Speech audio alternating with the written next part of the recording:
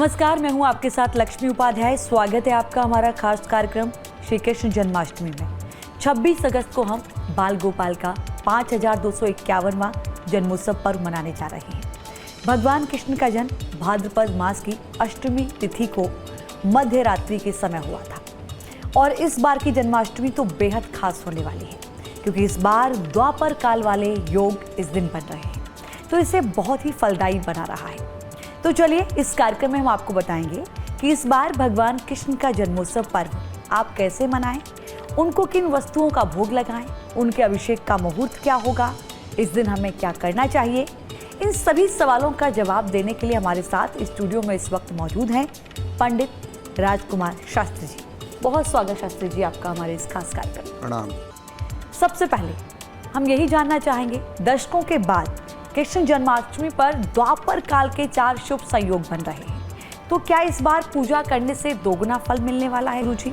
और कौन कौन से वो संयोग हैं, उसका हमारी और आपकी जिंदगी पर कितना शुभ असर पड़ने वाला है, जरा ये भी बताइएगा। सभी आपके दर्शकों को और जय श्री कृष्णा, राधे राधे।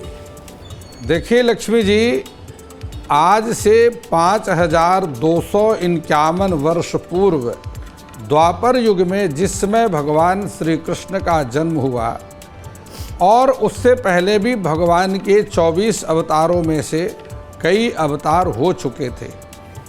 द्वापर युग में जिस समय भाद्रपद मास के कृष्ण पक्ष की अष्टमी तिथि के मध्यरात्रि में भगवान श्री कृष्ण का प्राकट्य मथुरा के कारागार में हुआ, उस समय तिथि और नक्षत्र को मिलाकर के कुछ विशेष योगों का निर्माण हो रहा था। जैसे कि भाद्रपद मास की अर्धरात्रि में अष्टमी तिथि विद्यमान थी, उस समय रोहिणी नाम का नक्षत्र विद्यमान था। चंद्रमा अपनी उच्च राशि पर रोहिणी नक्षत्र से अपनी उच्च राशि पर चंद्रमा गोचर कर रहे थे और वृष लग्न में भगवान श्री कृष्ण का प्राकट्य हुआ। जिस समय अष्टमी तिथि में रोहिणी नक्षत्र का योग बनता है उसको जयंती योग कहते हैं। वह जयंती योग जो द्वापर युग में भगवान श्री कृष्ण के प्राकट्य के समय था, वही जयंती योग इस वर्ष भी संयोगवश वही रोहिणी नक्षत्र, वही अष्टमी तिथि, वही भाद्रपद मास का कृष्ण पक्ष और वही वृष लग्न, ये सारी स्थितियां इस समय भी जयंती योग में बन रही हैं। अर्थात आप ये कह सकते हैं कि जो भगवान श्री कृष्ण के द्वापर युग में जन्म के समय 4 शुभ योग थे, वह योग इस वर्ष भी कई वर्षों के बाद बन रहे हैं। इसलिए इस वर्ष की जो श्री कृष्ण जन्माष्टमी है उसका महत्व उतना ही है जितना श्री कृष्ण जन्माष्टमी का महत्व द्वापर युग में कृष्ण जन्म के समय था। गुरु जी, पिछले कई सालों से हम देख रहे हैं कि जन्माष्टमी के त्योहार को लेकर बड़ा कन्फ्यूजन रहता है। 2 दिन देखा जाता है कि 2 दिन लोग मनाने लगते हैं। कोई कहता है कि मथुरा में जिस दिन है उस दिन मनेगी, कोई कहता है कि अलग तरीके से हम अगले दिन मना लेंगे। क्या इस बार का क्या संयोग बन रहा है? देखिए लक्ष्मी जी, आपने बहुत महत्वपूर्ण प्रश्न किया है और एक बात को हमेशा याद रखें, तिथि हमेशा एक ही होती है लेकिन वह 2 दिन तक चल सकती है। कारण ये है कि एक तिथि का जो मान है वह 19 घंटे से लेकर के 26-27 घंटे तक होता है। अब ऐसी स्थिति में चूंकि आप अंग्रेजी तारीख के साथ में तिथि को मिलाना चाहते हैं, वह संभव ना पहले कभी हुआ है और ना आज संभव है और ना ही कभी होगा। ये कन्फ्यूजन हमेशा चलेगा। अंग्रेजी तारीख के साथ में तिथि का मेल हो नहीं सकता क्योंकि अंग्रेजी तारीख एक फिक्स है, वो रात्रि के 12 बजे से शुरू होती है और रात्रि के 12 बजे समाप्त हो जाती है, जबकि तिथि में ऐसा नहीं है। तिथि स्पष्ट गणना के आधार पर होती है। वह जरूरी नहीं कि रात्रि के 12 बजे शुरू होगी, सूर्योदय में भी हो सकती है, सूर्योदय के बाद भी तिथि का आरंभ हो सकता है या आधा दिन बीत जाने के बाद भी हो सकता है। इसलिए सबसे पहली बात तो यह है कि वो आप जो दिन के साथ में अंग्रेजी तारीख के साथ में पंचांग की तिथि को मिलाने का प्रयास करते हैं, आजकल के जो आधुनिक विद्वान हैं वह स्वयं कन्फ्यूज हैं, उनको शास्त्र की तिथि स्पष्ट करने का कोई ज्ञान नहीं है, इसलिए वो स्वयं कन्फ्यूज होते हैं, दूसरे को भी कन्फ्यूज करते हैं और उनका कन्फ्यूजन दूर हो भी नहीं सकता है, क्योंकि तिथि की गणना को विद्वान लोग ही जानते हैं और विद्वानों के मन में तिथि और डेट को लेकर कोई कन्फ्यूजन नहीं होता है। दूसरी बात यह है कि हमारे जो 5 संप्रदाय हैं उसमें एक गणपत्य है जो गणपति की पूजा करते हैं, दूसरा सौर्य है जो भगवान सूर्य की उपासना करते हैं, तीसरा शैव है जिसको स्मार्त भी कहते हैं, भगवान शिव की पूजा करते हैं, चौथा शाक्य है जो शक्ति की उपासना करते हैं और 5वां वैष्णव संप्रदाय है और उसी को निम्बार्क भी वैष्णव का ही अंग है। तो इस प्रकार से ये 5 जो संप्रदाय हैं उसमें जो वैष्णव लोग हैं या निम्बार्क हैं यह मुख्य रूप से जन्माष्टमी, रामनवमी इत्यादि की उपासना करते हैं और इसके साथ ही जो शैव हैं जो स्मार्त हैं उन दोनों के कुछ सिद्धांत अलग हैं और उस सिद्धांत को एक साथ मिलाया भी नहीं जा सकता, क्योंकि वह मेरी सोच अलग है, आपकी सोच अलग है, तो वह भाव का संबंध है, श्रद्धा का संबंध है। इस कारण से यह कन्फ्यूजन होता है और ये कन्फ्यूजन चलता ही रहेगा। जैसे कांग्रेस पार्टी और भारतीय जनता पार्टी की राय नहीं मिल सकती, उसी प्रकार से ये स्मार्त, शैव, वैष्णव और शाक्य, सौर्य, गणपत्य इनको एक साथ नहीं मिलाया जा सकता। ठीक है, तो आपने जाना कि ये कन्फ्यूज़न लोगों की सोच की वजह से रहता है, तिथि हमेशा एक ही रहती है, दिन आगे पीछे लोग अपने हिसाब से कर लेते हैं। गुरुजी, पूजा का शुभ मुहूर्त बेहद महत्वपूर्ण होता है, इस बार क्या रहेगा और पारण का सही समय इस बार क्या है? देखिए, श्री कृष्ण जन्माष्टमी इस वर्ष 26 अगस्त 2024 और सोमवार के दिन सभी वैष्णव, सभी संप्रदाय, जो 5 संप्रदाय के आदरणीय सम्माननीय आचार्यगण हैं, वो एक ही दिन जन्माष्टमी का पर्व मनाएंगे। जन्माष्टमी का पर्व भाद्रपद मास की कृष्ण पक्ष की अष्टमी तिथि पर मनाया जाता है। भगवान श्री कृष्ण का प्राकट्य मथुरा की कारागार में मध्यरात्रि काल अर्थात रात्रि के 12 बजे हुआ। श्री कृष्ण जन्माष्टमी का पर्व संपूर्ण विश्व में बड़े हर्षोल्लास के साथ में मनाया जाता है।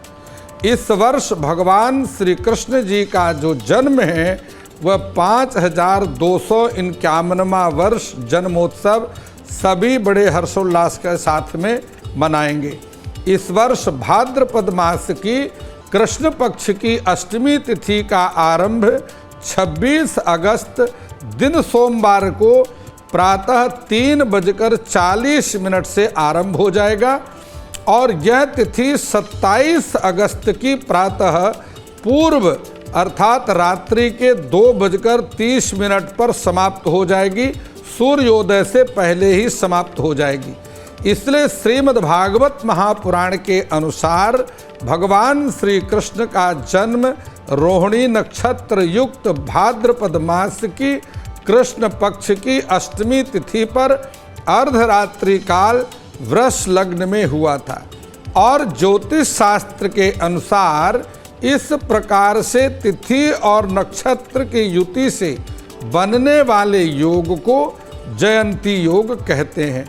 जब जयंती योग का निर्माण होता है, ऐसे स्थिति में श्री कृष्ण जन्माष्टमी का व्रत करने का विशेष फल शास्त्रों में बतलाया गया है।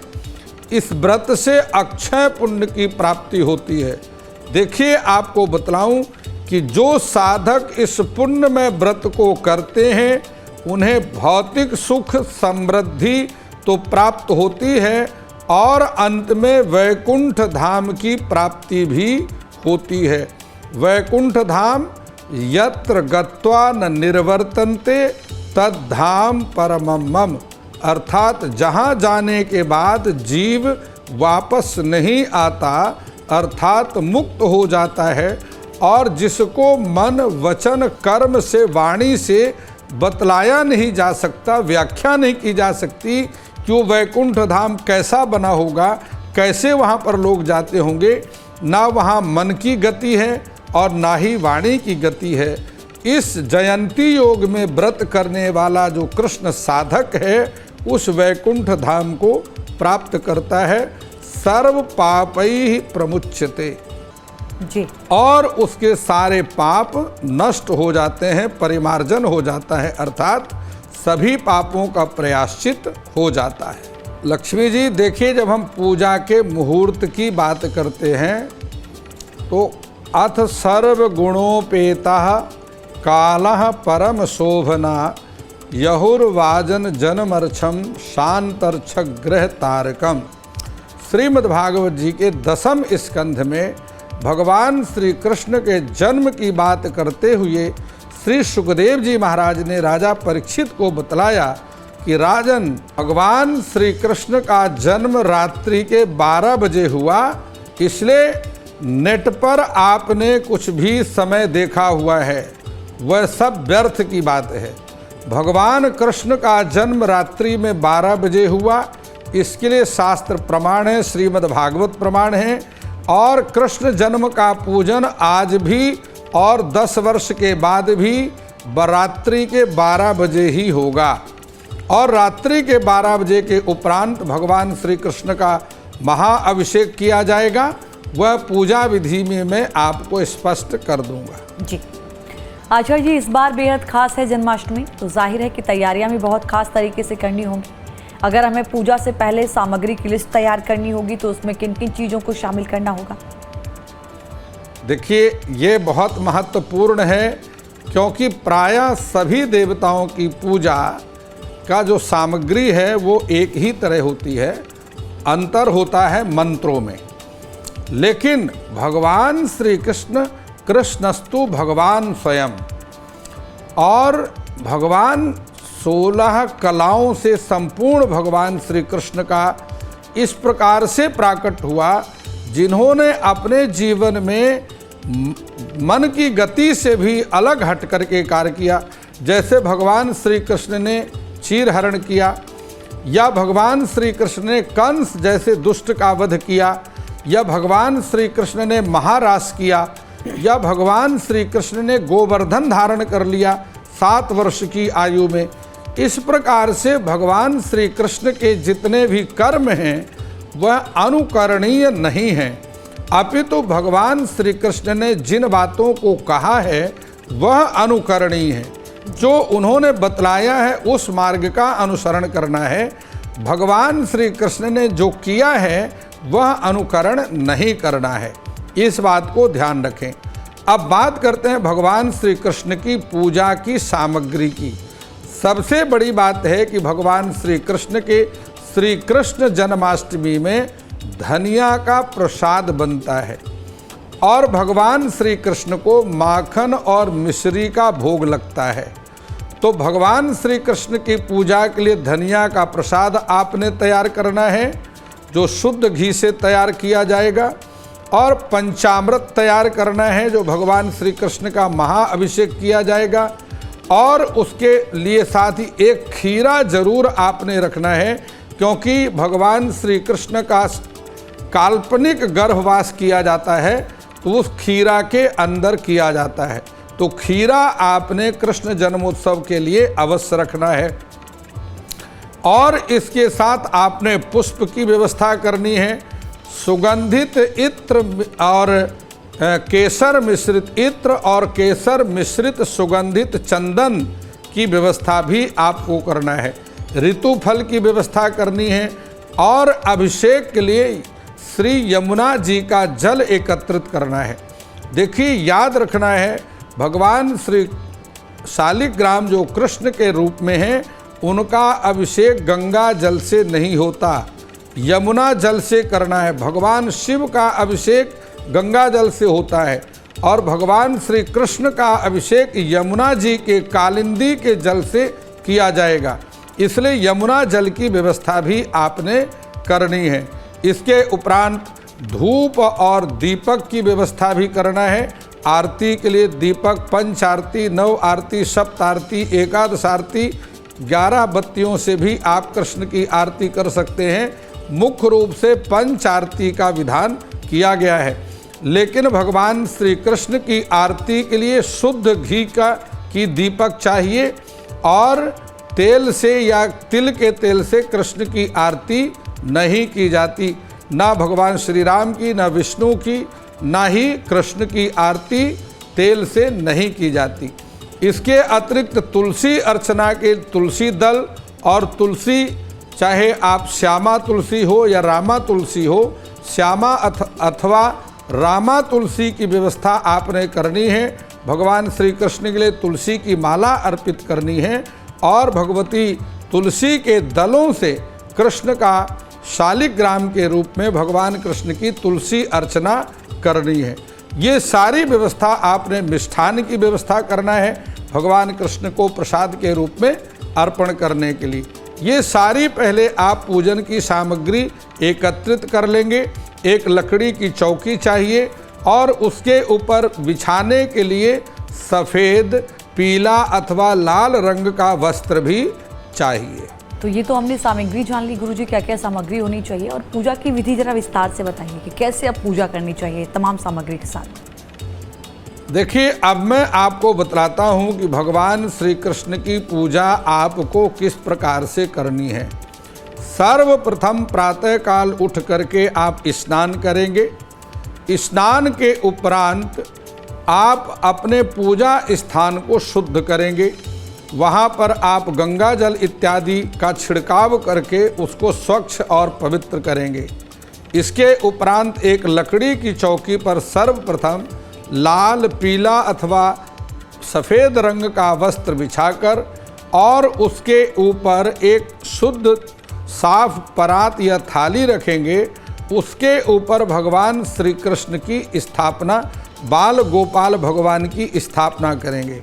उसके उपरांत भगवान श्री कृष्ण का शुद्ध जल से, उसके पश्चात पंचामृत से, फिर यमुना जल से महाअभिषेक करेंगे और शुद्ध सिले हुए भगवान के नई पोशाक के माध्यम से भगवान का श्रृंगार करेंगे। नई पोशाक धारण कराएंगे।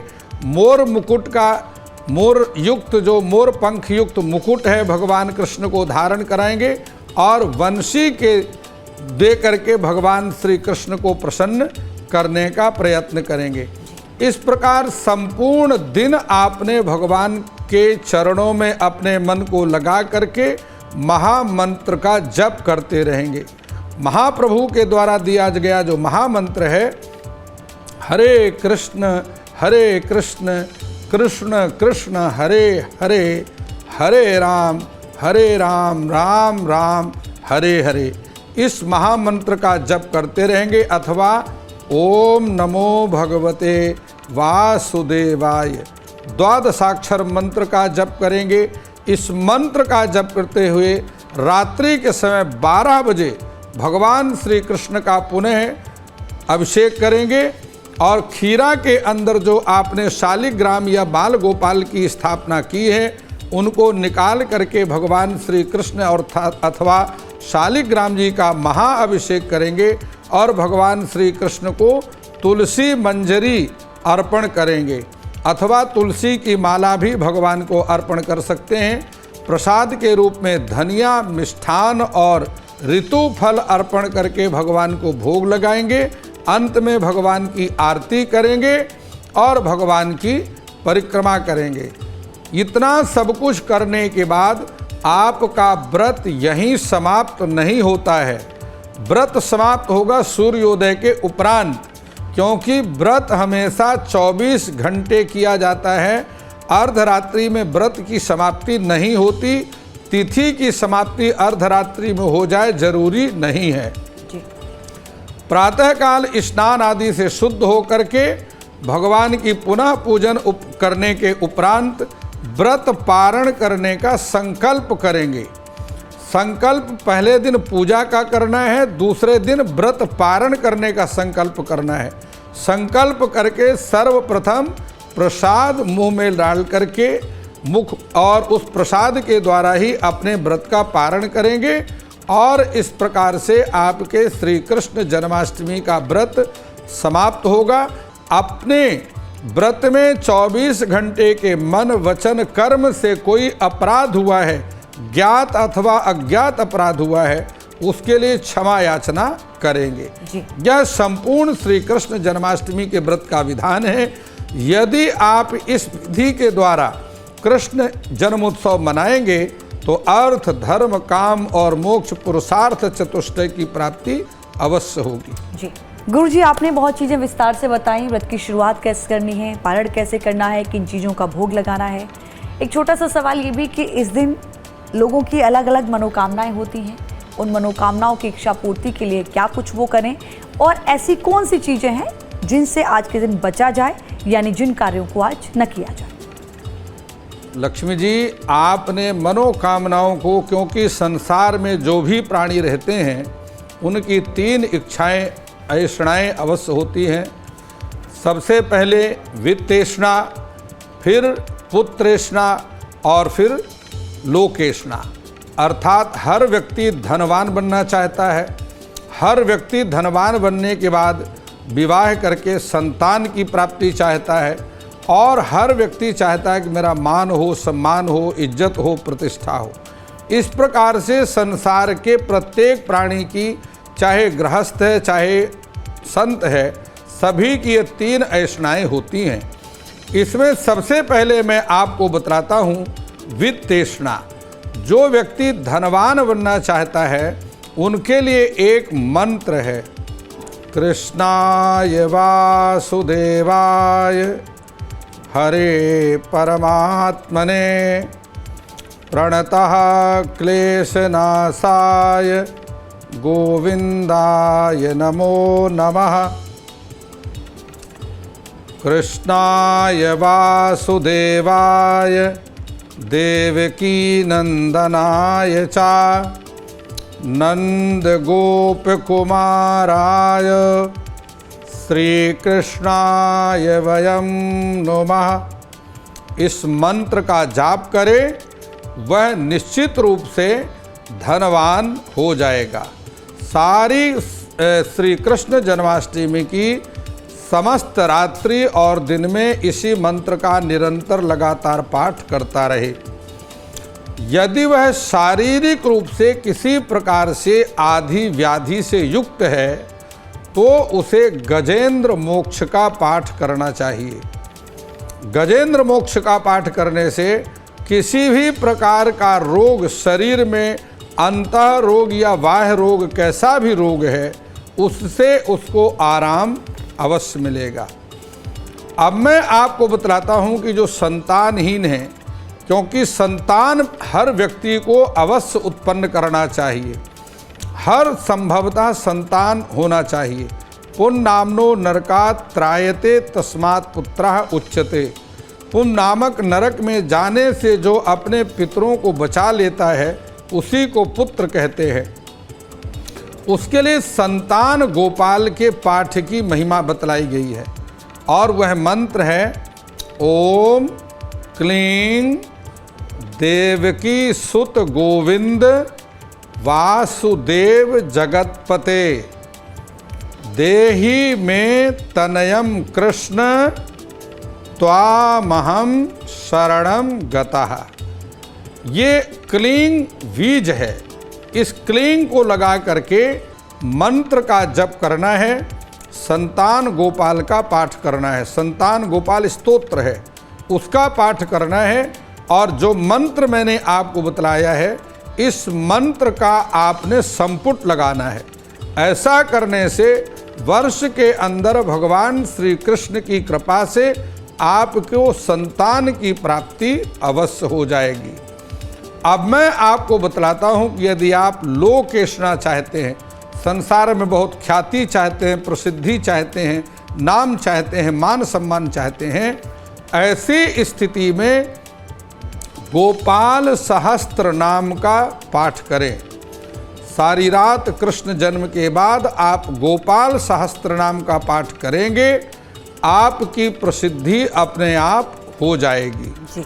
इस प्रकार से वित्तेष्णा, लोकेष्णा और पुत्रेष्णा, ये तीनों ऐष्णाओं की प्राप्ति वर्ष के अंदर आपको हो जाएगी। जी।